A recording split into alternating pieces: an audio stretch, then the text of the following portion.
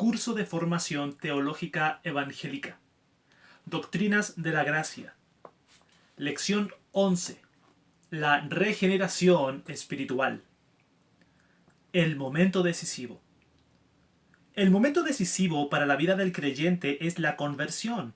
El verbo convertirse precedido de la exhortación del Señor es muy frecuente en el Antiguo Testamento. Los principales textos del Nuevo Testamento son Mateo 13:15, Marcos 4:12, Lucas 1:16, Juan 12:40, Hechos 3:19 y 26, capítulo 14, versículo 15, capítulo 26, versículo 18, capítulo 28, versículo 27 y 1 Tesalonicenses 1:9. El verbo castellano convertirse, como el griego epistrepo, significa volverse, darse la vuelta. En Jeremías 2:13 dice Dios: Dos males ha hecho mi pueblo. Me dejaron a mí fuente de agua viva y cavaron para sí cisternas rotas que no retienen agua. Se queja el Señor de que su pueblo le había vuelto la espalda, a pesar de ser él fuente de agua viva, agua clara, pura, corriente. O sea, la única fuente de salvación y felicidad. Y se habían dado a la idolatría, al pecado, cavándose cisternas, agua estancada, sucia, que no retienen agua, rotas, cavadas en terreno poroso, escapándose el agua. Es decir, marchándose a dioses falsos. Todo pecado entroniza un ídolo en nuestro corazón, que no pueden dar la salvación y la felicidad. En esta condición se halla todo pecador no convertido. Ha dado la espalda a Dios y la cara al pecado. ¿Qué debe hacer para ser salvo? Darse media vuelta para dar la espalda al pecado y la cara a Dios. Esta media vuelta hacia Dios es la conversión, como el abandono de Dios o aversión. Perversión, dice Eclesiastés 7:29. Implicaba dos males. El pecado no solo es una culpa contra Dios, sino también el único mal grave para el hombre. Dejar a Dios y acogerse a un ídolo. Así también la conversión implica dos bienes: dar la espalda al ídolo y la cara a Dios. Ver 1 Tesalonicenses 1:9. Por tanto, la conversión por parte del hombre que se convierte tiene dos pasos, o mejor, dos aspectos de un mismo paso: el arrepentimiento, por el que se aborrece y abandona el pecado, y la fe, por la que se recibe a Cristo. Pero hay que tener siempre en cuenta que la iniciativa en todo lo que afecta a la salvación es siempre divina. Ello quiere decir que nadie puede convertirse sin que Dios le haya antes vivificado, despertado y convencido de pecado y de la necesidad de salvación. Así, la regeneración espiritual precede lógicamente a todo cambio de mentalidad, metanoia, término con el que el Nuevo Testamento expresa el arrepentimiento, mientras que la fe es efecto de la gracia divina que conduce a la justificación. Concepto de regeneración. Strong define así la regeneración: es el acto divino por el que la disposición dominante de nuestra alma es hecha santa y por el cual, empleando la verdad como medio, es asegurado el primer ejercicio santo de tal disposición. Por tanto, la regeneración comporta el lado divino del cambio que se efectúa en nuestro corazón y que, visto desde el lado humano, llamamos conversión. Dios cambia el norte de nuestra brújula y el corazón, así cambiado, se mueve en dirección hacia el nuevo norte. De la misma manera que Lázaro tuvo que ser resucitado antes de poder moverse, Juan 11, 43 y 44, así también nuestro corazón tiene que ser regenerado para caminar en la verdad. Nadie se nace a sí mismo. Nadie se resucita a sí mismo. Nacer y resucitar son dos verbos pasivos. Ver Efesios 2:1. Pero Lázaro, una vez resucitado, sale del sepulcro. Así también el hombre regenerado sale del pecado y se dirige hacia Dios. De la misma manera que una placa fotográfica es sensibilizada por la misma luz que le permite reproducir la imagen del objeto, así también la misma entrada de la gracia y de la luz del Espíritu Santo por la palabra vivifica el corazón y le permite recibir la verdad del Evangelio y adherirse a Jesucristo. Llevando más lejos la comparación de la fotografía, dice W.T. Thayer que la herencia afecta a la regeneración de la misma manera que la calidad de la película afecta a la fotografía, y el ambiente la afecta de la misma manera que el foco de la cámara afecta a la foto. Terminología bíblica. El Nuevo Testamento emplea diversos términos para expresar el comienzo de una nueva vida espiritual. A. Genao, que significa engendrar o dar a luz. Así lo encontramos en Juan 1.13, capítulo 3, 3 al 8, Primera de Pedro 1.23, Primera de Juan 2.29. B. Apoquieo, que significa producir, dar a luz, como en Santiago 1.18. C. Ctizo, que significa crear, y pone de relieve el hecho de que nuestra vida espiritual es de total iniciativa divina, como una creación de la nada, ya que nosotros no teníamos nada válido que aportar para nuestra regeneración, ni virtud, ni poder, ni mérito, pues estábamos muertos en nuestros delitos y pecados. Efesios 2.1. En el mismo sentido somos llamados nueva criatura y hombre nuevo. Ver 2 Corintios 5.17, Gálatas capítulo 6, versículo 15, Efesios 2.10 y capítulo 4, versículo 24. D. Synsopoieo, que significa dar vida con, como en Efesios 2.5, Colosenses 2.19.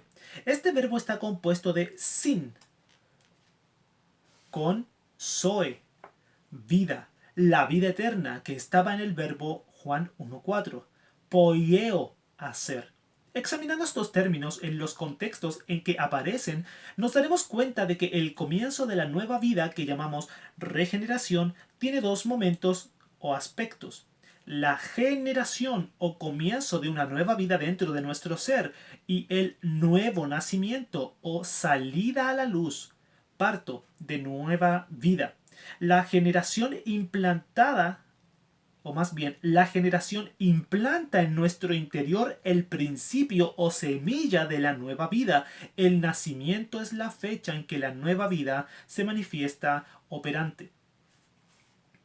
Características de la regeneración.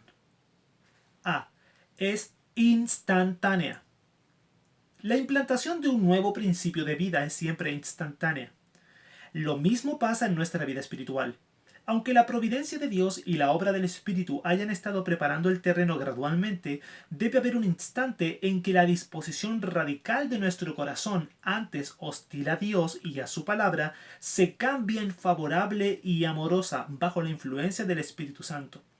Todo lo que antecede a la regeneración, deseos, temores, reflexiones, lecturas, oraciones, asistencia a los cultos, puede ser parte de la preparación del espíritu o simples reacciones humanas, pero no deben confundirse con la regeneración propiamente dicha. B. Es radical, porque es un cambio total en el estado del hombre, ya que toda la dinámica moral y espiritual de sus facultades se ve afectada por la nueva vida. Una nueva gama de criterios acerca de los verdaderos valores ilumina su mente. Un nuevo complejo de aficiones e intereses dispone sus sentimientos. Un nuevo plantel de motivos guía las deliberaciones e impulsa las decisiones de su voluntad, renovando su energía operativa en el orden espiritual. En pocas palabras, la nueva vida comporta un correcto pensar, sentir, decidir y obrar. Por ser un cambio radical, la regeneración es absolutamente necesaria para la salvación. Ver Juan 3, versículo 3 y 5, Romanos 8.7, 1 Corintios 2.14. Antes de la conversión estamos muertos para la vida espiritual, y a un cadáver no se le va con medicinas, emplastos o inyecciones. Es preciso que reciba una nueva vida. Por eso, al sabemos de Nicodemo, Juan 3.2, no contesta Jesús con nuevas razones que refuercen las correctas convicciones apologéticas del fariseo, sino que, dando a la conversación un giro de 180 grados, le replica: de cierto te digo, que el que no naciere de nuevo no puede ver el reino de Dios. Esta radicalidad de la regeneración significa que el cambio se ha hecho desde la raíz del ser humano, desde lo que la Biblia llama el corazón, pero no significa que sus facultades hayan quedado inmunizadas contra el error y el pecado. El regenerado puede todavía equivocarse y puede caer, pero el norte de su brújula queda fijado. Aunque el pecado llegue a anidar en él, será como un cuerpo extraño dentro de la nueva naturaleza. Primera de Juan 3, 8 y 9. Los salvos no andamos conforme a la carne, sino conforme al Espíritu. Romanos 8, 4. Así como los no regenerados pueden obrar a veces como si fueran guiados por el Espíritu, aunque su brújula no marque el norte de la vida eterna. Así también los regenerados pueden a veces hacer obras de la carne, pero no marchan según la brújula de la carne. C. Se produce primeramente en el corazón, es decir, en aquella región del ser humano donde se fraguan las opciones fundamentales y de donde emerge todo el talante de la conducta. Esto indica que se realiza en la zona subconsciente o inconsciente, donde la energía psíquica obtiene su volumen y dirección. En otras palabras, así como somos conscientes de nuestras ideas, sentimientos y decisiones, pero no de los secretos motivos que juegan en nuestras opciones, así también somos conscientes de que se ha efectuado un cambio en nuestra vida espiritual, pero no podemos decir cuándo, dónde y cómo fue implantado por el Espíritu el nuevo principio de vida en nuestro interior. D. No es un cambio óntico físico, sino moral espiritual. La teología tradicional católico-romana enseñaba que el justificado obtiene la participación de la divina naturaleza por medio de la gracia santificante, cualidad infusa que eleva al hombre al estado sobrenatural, confiriéndole así un principio óntico, connatural al nuevo estado. Nosotros admitimos la necesidad de un principio sobrenatural, óntico, que mueva nuestras facultades en dirección a la vida eterna. Pero decimos con Romanos 8:14 que ese principio no es una cualidad infusa o accidente sobrenatural, sino el mismo Espíritu Santo. En consecuencia, entendemos la participación de la divina naturaleza de que habla Pedro, 2 de Pedro 1:4, no como una física comunión del hombre con Dios por medio de un don creado, sino como una participación moral en el modo divino de comportarse, huyendo del pecado y orientándose hacia la virtud, como explica bien el contexto posterior. Por tanto, la regeneración espiritual no cambia la sustancia del ser humano ni de sus facultades, sino que es un cambio a espiritual por la recepción del Espíritu Santo que impulsa a nuestro espíritu en un sentido contrario al anterior. B. Moral, porque origina nuevos hábitos o costumbres de obrar. C. Psicológico, porque nuestra psiquis recibe un nuevo poder y una nueva orientación. El hombre tenía antes el poder de amar, pero lo dirigía hacia sí mismo. Ahora lo dirige hacia Dios y hacia el prójimo. Respecto al pecado, el hombre tenía el conocimiento del pecado, pero no el poder de contrarrestarlo. Después de la regeneración, puede vencerlo con el poder del Espíritu. Cuestionario. ¿Qué significa la palabra conversión? 2. ¿Qué aspectos comporta la conversión desde los lados divino y humano? 3. ¿Qué es la regeneración? 4. ¿Cuál es la terminología bíblica a este respecto? 5. Aspectos que hay que distinguir en el concepto de regeneración. 6. ¿Es la regeneración instantánea o progresiva? 7. ¿Por qué decimos que la regeneración es un cambio radical? 8. ¿De dónde arranca la necesidad de la regeneración? 9. ¿Dónde se implanta el principio de la nueva vida espiritual? 10. ¿Es un cambio óntico o moral?